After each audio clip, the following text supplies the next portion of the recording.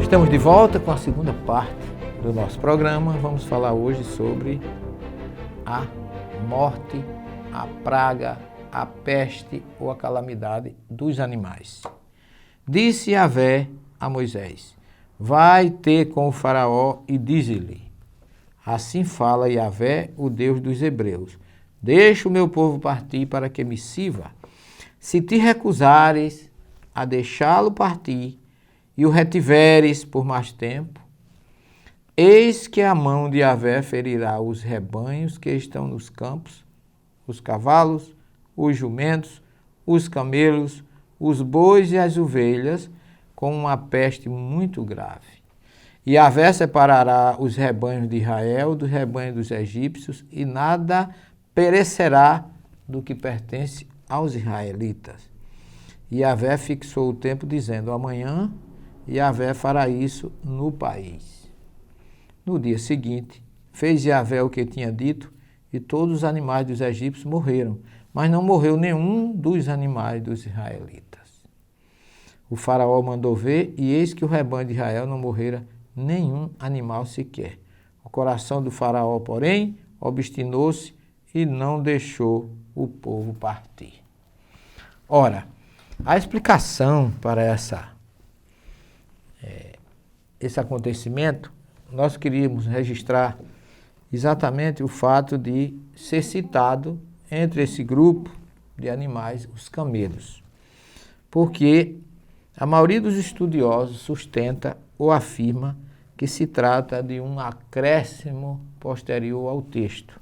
Por quê? Porque, como nós já vimos, os camelos não eram usados para transporte na época do Êxodo, do século XIII ao século XII a.C. Todavia, sabemos que nós vimos anteriormente que há fortes indícios de que, no mesmo período, eles foram domesticados para fornecer leite e não para transporte. Muitas doenças podem matar os animais de criação. Será que podemos deduzir que doença teria matado aqueles animais no Egito há 3.000 anos atrás? Essa reflexão é de um autor chamado Colin Humphreys, com a obra chamada Os Milagres do Êxodo. Ele e outro grupo de cientistas trouxeram muitas revelações nesse sentido, que é o que nós estamos utilizando para responder a você. Ora, até agora vimos que os manuscritos do Antigo Testamento são de uma notável acurácia ao descreverem a passagem do Rio Jordão. Portanto, prestemos atenção aos detalhes da narrativa da quinta praga, que é a que nós estamos falando, para ver se eles ajudam a definir realmente o que teria matado os animais. O primeiro detalhe é que a doença matou uma série de animais, mas não há registro da morte de seres humanos.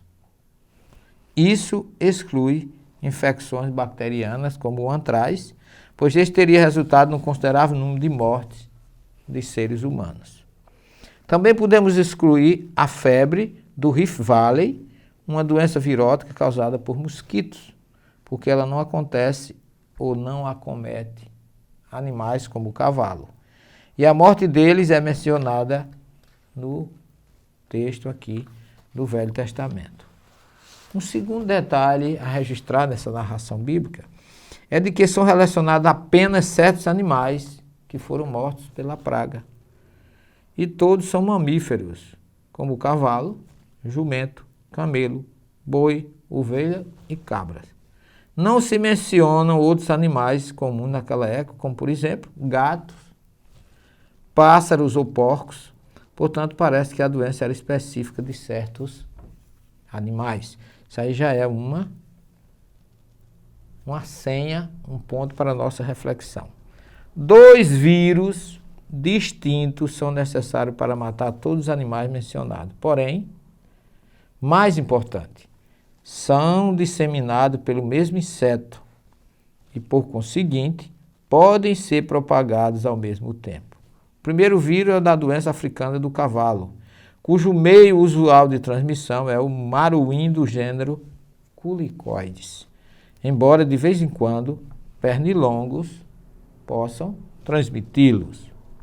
O segundo é um vírus relacionado causador da chamada língua azul que mata boi, ovelha, cabras e camelos. O culicode também é o meio usual de transmissão da língua azul. E nesse caso não se acredita que os pernilongos possam propagar o vírus. Ambos os vírus causam a morte em poucos dias dos animais por eles infectados.